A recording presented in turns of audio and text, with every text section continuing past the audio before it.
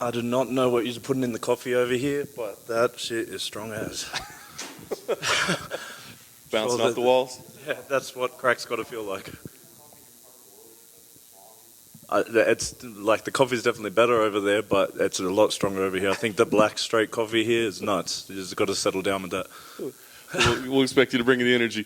Well, I know you want to look forward, but got to look back. I mean, the return fight, man. You know, getting the big win. I mean, just give me the emotion, just how important that was to you for your life. I imagine, not just your career. Yeah, I've said it a couple times that the win wasn't that as important as just getting back in the octagon at that point. You know, like it was just about proving to everyone that doubted me, proving to myself that I was supposed to be in there. So it was a flood of emotions afterwards. Too much for one moment. I don't recommend it. But it was just fun to be back, man. And I love it. And I'm actually more excited for this fight because everything that I visualized for that 4 years was with the crowd. So that was the only thing that didn't go as planned. So this one I'm super excited about. And to be here, all my family's in Utah, my like aunties and uncles that I haven't seen in like 15 years. So it's nuts how it all works. I think I'm just like attracted to Mormons or something because we always end up back with them. 4 months later now to be competing again too. I mean, you talk about going from 4 years to 4 months. Yeah. I mean, is this the dream scenario that, hey man, we're getting the career back on track? Yeah, man. Like I said at the end, Daddy's got to get paid. So the goal is wrap this one up and do it again. So I don't know. There's another fight before Christmas. You know, the inflation. Got to get that money. Can I trust that you're keeping the same walkout track? Because I got to be honest, for 4 years away, I kind of forgot what a jam that was. Yeah, when man. You walked in. I was going to, but I changed it up. So there will be no sexual. Well, there's still sexual, but no sexual, if you know what I mean. I'm disappointed. All right, well, I'll still be excited. I'll still play it for you afterwards. Don't worry. Come out the back.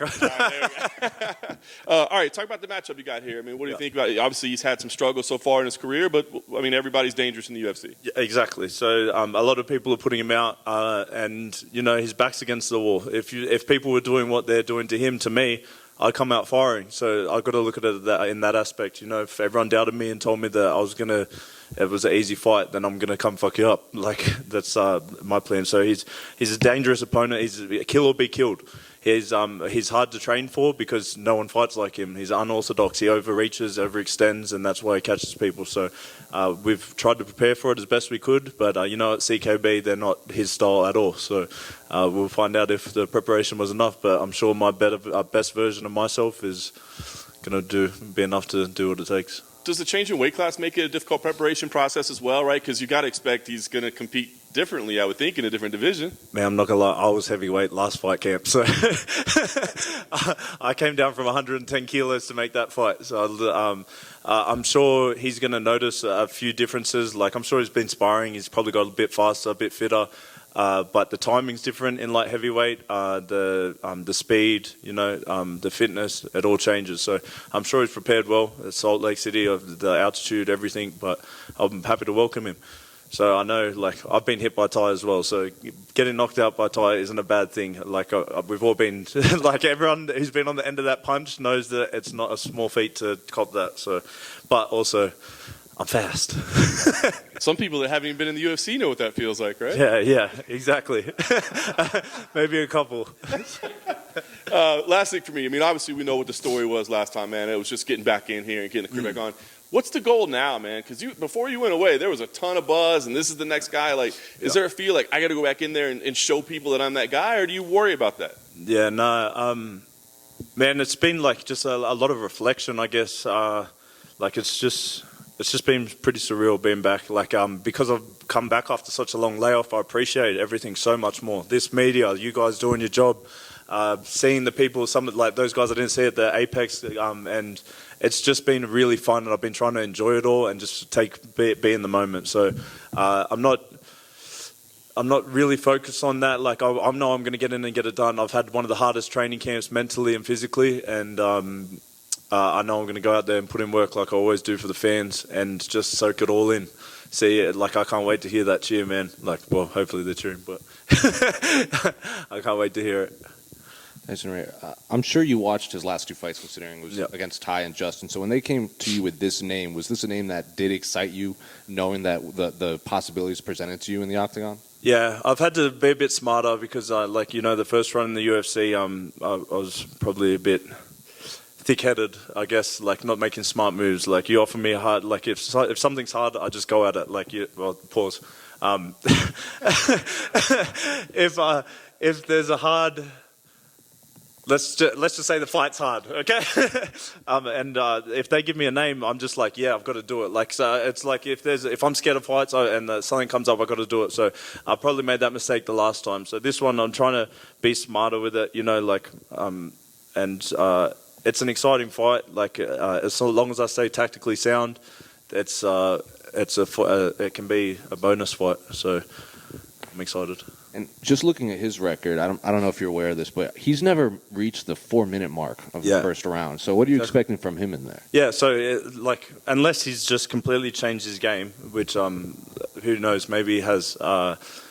He's going to try and explode right out the gate. But I'd be happy to welcome him to the second and third round. Like I'm a more patient person now, so usually I'm pretty out the gate myself and rush things. So I've grown as a fighter now, and be happy to welcome him to the third round. Front row on your right. Yep. Aside from the dubious coffee and the attraction to Mormons, what have your impressions been of Salt Lake City thus far? Man, I actually really like it. Everything's been like pretty enjoyable. The scenery, I can't even that's crazy how many churches and temples are just right next to each other. Nuts. But everyone's been pretty nice and chilled. It sort of reminds me a bit of Hamilton in New Zealand, where my old man's staying. So.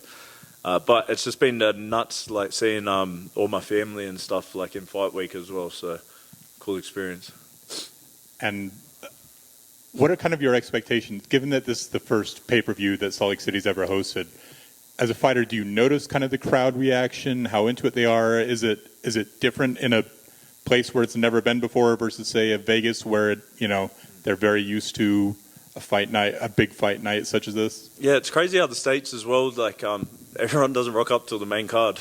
Like in Australia, where they're first doors open, they're already drunk. But yeah, 100%. So I'm not sure how it's going to react. I know in Australia, that when it's the first time in the city, they always go nuts. But sometimes when you hear the boos, if nothing's happening, you rush to do something. But they usually the crowd's pretty nice to me. So.